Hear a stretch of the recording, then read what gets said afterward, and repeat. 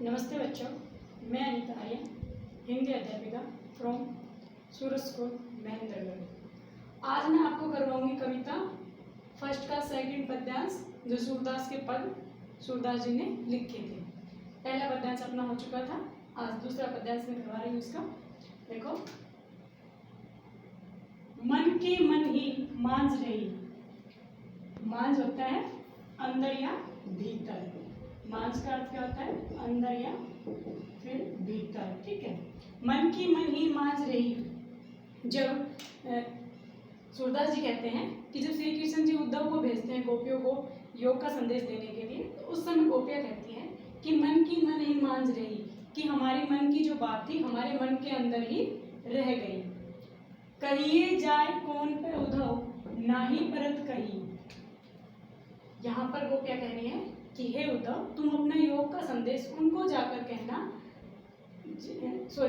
कि हे उद्धव, कहिए जाए कौन पे उद्धव, कि हे उद्धव, तुम्हारे इस योग के संदेश का हमारे ऊपर कोई असर नहीं होने वाला, ना ही परत कही, कि हम पर इसका कोई असर नहीं होने वाला है, क्योंकि हम श्री कृष्ण के प्रेम में रमे हुए हैं, हम उनसे ही प्रेम करते हैं। अवधि आधार आस आवन की तन मन बिथा सही। अवधि होता है समय, ठीक है। आस आवन की आने की, तन मन, तन होता है शरीर और बिथा होता है व्यर्थ। कि हम तो श्री कृष्ण के आने की आस लगाए बैठे थे, उम्मीद लगाए बैठे थे, लेकिन तुम्हारा ये योग का संदेश सुनकर हमें लग रहा है कि हम अपना समय यूं ही तन मन बिथा रही, कि हम अपना समय यूं ही व्यर्थ गवा रहे थे। हमारा जो तन मन, शरीर और मन विरह रूपी अग्नि में जल रहा है।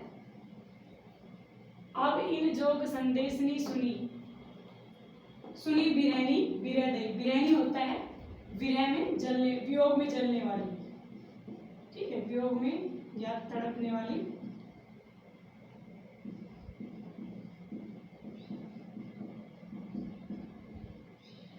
बिरह दई, बिरह दई होता है विरह रूपी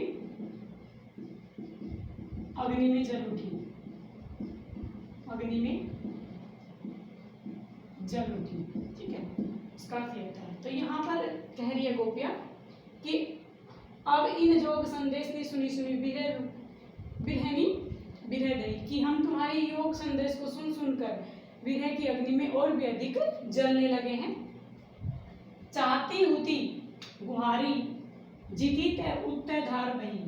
कि चाहती, गुहारी मतलब रक्षा के लिए पुकारना, रक्षा के लिए पुकारना, ठीक है। वो कह रही है चाहती हुती, हुती मतलब थी, जीती तय उत्तय धार बही, उत्तय मतलब उधर से ही। तो गोपिया कह रही है कि हम जिससे श्री कृष्ण से अपनी रक्षा की गुहार, अपनी रक्षा के लिए मन्नत, हम श्री कृष्ण से अपनी रक्षा के लिए कहने वाले, लेकिन उधर से तो क्या है, उधर से तो हमें उत्तय धार बही, उधर से तो हमें योग रूपी संदेश की धार बहती हुई नजर आ रही है। सूरदास अब धीर धरी क्यों मर्यादा न लही। कि सूरदास अब धीर धरी, धीर होता है धैर्य, धरी मतलब होता है धारण करना।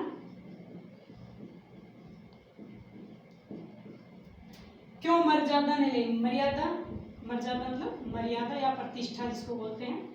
तो सूरदास जी कहते हैं कि गोपिया कह रही है कि अब धीर धरी क्यों, कि अब हमसे धीरे धैर्य धारण नहीं होता है, मर्यादा न लगी, और हमारी जो मर्यादा है वो भी नहीं रही, क्योंकि हम श्री कृष्ण के प्रेम में इतनी पागल हो गए थे कि हम सामाजिक मर्यादा भी हमने छोड़ दी है। श्री कृष्ण के प्रेम में पागल होने के बाद हम सामाजिक मर्यादा को भी भूल गए हैं।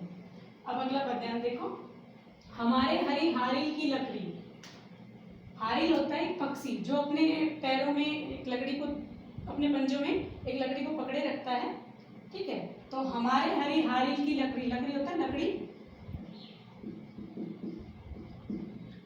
जब उद्धव आता है तो गोपियां उनसे कहती हैं कि हे उद्धव, हमारे हरी हारिल की लकड़ी की, जिस प्रकार से हारिल पक्षी अपने पंजों में लकड़ी को दबाकर उसको अपना आधार बना लेता है, जीवन का उड़ने का आधार बना लेता है, उसी प्रकार हमने भी क्या कर लिया है, श्री कृष्ण को अपने जीवन का आधार मान लिया है, आधार बना लिया है।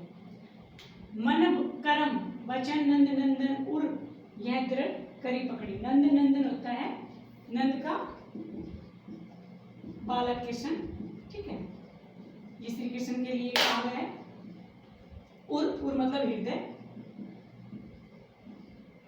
तो गोपियां कह रही है मन से, कर्म से, वचन से हमने तो क्या कर लिया, अपने हृदय में श्री कृष्ण को बसा लिया है। यह दृढ़ करी पकड़ी, कि हमने तो उसको दृढ़ता पूर्वक अपने हृदय में पकड़ लिया, अपने हृदय में बसा लिया है, कि हमारे हृदय में कौन है, सिर्फ श्री कृष्ण ही बसे हुए हैं, रमे हुए हैं। जागत सोवत सौपन दिवस, निसी काने काने जगरी, कि जागते सोते, यहाँ पर है कि जागत सोवत मतलब जागते सोते, सौपन दिवस निशी, दिवस निशी का मतलब होता है रात, सॉरी दिन, दिवस होता है दिन और निशी होता है रात, कि हम सोते जागते सौपन में दिन रात, कान्हे कान्हे जपे, कि हम श्री कृष्ण का ही नाम जपते रहते हैं।